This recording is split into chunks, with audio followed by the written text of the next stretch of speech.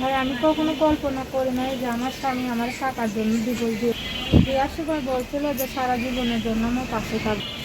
ভাই আমি কখনো বিশ্বাস করি নাই, কারণ আমি আমার বাবা রিক্সা চালাইতে আসছে, বড় লোক ঘরে ছিল। তার সে বলছিল যে সারা জীবন পাশে থাক, সে ভাই বিশ্বাসে মর্যাদা রাখি নাই। ভাই আমি এখন একটা গরিব ঘরের ছেলে চাই, যার মনে ভালোবাসা, তার বয়স বেশি হইলেও সমস্যা নাই, বিবাহিত হইলেও সমস্যা নেই। আসসালামাইকুম দর্শক, আপনাদের প্রীতীয় শুভেচ্ছা জানিয়ে শুরু করছি আমাদের আজকের প্রতিবেদন। তো দর্শক দেখতেই পাচ্ছেন আমাদের সামনে এক আপু দাঁড়িয়ে আছে, আমরা তার গল্পটা শুনবো। আপুটির জীবন আসলে খুবই কষ্ট। আপুটি ইউটিউব আসতে চায়নি, কিন্তু বাধ্য হয়েছে। আসলে এমন ঘরে পরিবারের বউরা কখন ইউটিউবে আসে না।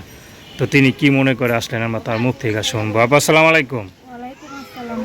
কেমন আছেন? ভালো আছি ভাই। আপুর নাম কি আপনার? জান্নাতি। খুব সুন্দর নাম, জান্নাতি। আপু যেটা বললেন আমাদের অফ দ্য রেকর্ডে, যে আমি যে ঘরের মেয়ে সেই ঘরের বউরা কখনো ইউটিউবে পাড়া দেয় নাই, কিন্তু আপনার আগে পাড়া দিতে বাধ্য হয়েছেন। কথাটা কি সত্য? হ্যাঁ ভাই সত্য। কি হয়েছে এমন, কোন ঘরের বউ বা কি হয়েছে, কি সমস্যা একটু বলেন। আমি একটা ছেলের সাথে প্রেম ভালোবাসা করে বিয়ে বলছিলাম ভাই। মানে আমি তো খুব গরিব ঘরের মেয়ে, তারা একটু বড় লোক ছিল।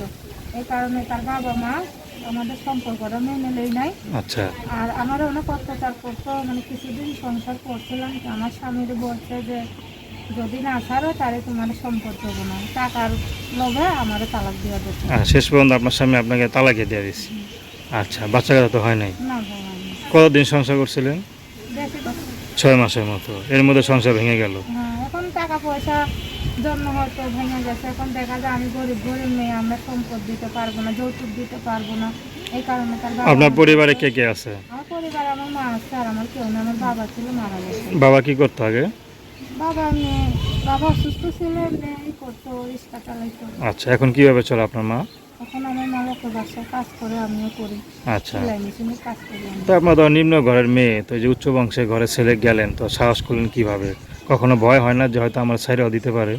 এখন এটা আমার কপালে ছিল, আমি তো বুঝতে পারি না। সে তো বলছিল যে সারা জীবন আমি থাকবো, যে তো ঝড় তুফান আসে। আচ্ছা। এখন দেখা যায় মেঘলা সাজার কালেই চলে গেছে। তো এখনকার বিয়ে করবেন? এখন বিয়া করবো। কি বড় লোক ছেলে বিয়ে করবেন নাকি? বড় লোকের দরকার নাই, একটা যে কোনো লোক যাতে আমার সারা জীবন আমার পাশে থাকে, আমার ছায়া হইয়া থাকে, এরকম লোক পেলে দিয়ে। আচ্ছা, নাম কি বললেন? জান্নাতি। তো দর্শক, তার নাম্বারটা হলো 01789964549। আমি নাম্বারটা আবারও বলছি, 01789964549। তো দর্শক, প্রেম ভালোবাসা বিয়ে শাদী করা একান্ত আপনাদের ব্যক্তিগত ব্যাপার।